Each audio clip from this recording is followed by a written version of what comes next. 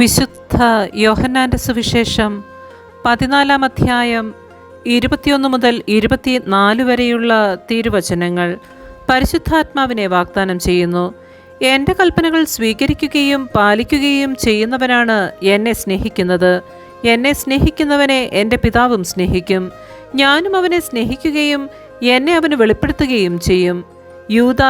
യൂദാസ് കറിയോത്തയല്ല, അവനോട് പറഞ്ഞു, കർത്താവേ, നീ നിന്നെ ഞങ്ങൾക്ക് വെളിപ്പെടുത്താൻ പോകുന്നു, എന്നാൽ ലോകത്തിന് വെളിപ്പെടുത്തുകയില്ല എന്ന് പറഞ്ഞത് എന്താണ്?